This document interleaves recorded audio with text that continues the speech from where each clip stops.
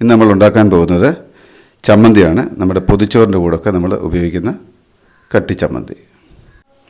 തേങ്ങ ചമ്മന്തിക്ക് വേണ്ട സാധനങ്ങൾ: 2 കപ്പ് തേങ്ങ ചുരണ്ടിയത്, ഉപ്പ് ആവശ്യത്തിന്, ഒരു 5 വറ്റൽമുളക് ചുട്ടെടുത്തതാണ്. ഞാൻ സ്റ്റൗവ് വെച്ച് ചുട്ടെടുത്താണ് 5. ഒരു 4 ചെറിയ ഉള്ളി, അത് ചെറിയ കഷ്ണങ്ങളാക്കി എടുത്താണ്.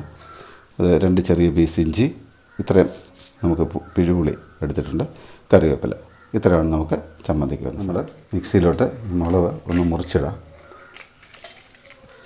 അതിൽ കൊച്ചുള്ളി, മുറിച്ച് വെച്ചിരിക്കുന്ന കൊച്ചുള്ളി, ഇഞ്ചി, പിഴുപുളി, കറിവേപ്പില. ഇനി നമുക്ക് തേങ്ങയുടെ അതിനകത്തിലിട്ട്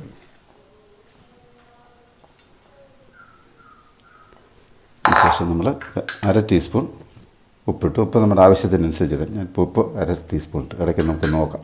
നമ്മൾ മിക്സി അരയ്ക്കാം. ആദ്യം ലോ ഇതിൽ മോഡെടുക്കാൻ മതി. ഇനി നമുക്കൊന്ന് നോക്കാം. അരിഞ്ഞ് വരുന്നുണ്ട്.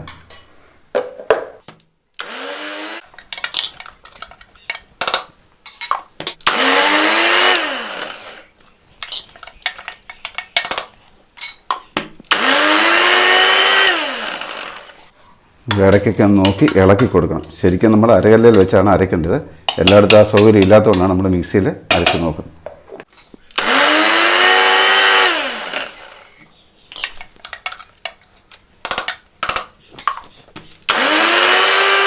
ചമ്മന്തി അരഞ്ഞിട്ടുണ്ട്. നമുക്കൊരു ബൗളിലേക്ക് എടുക്കാം.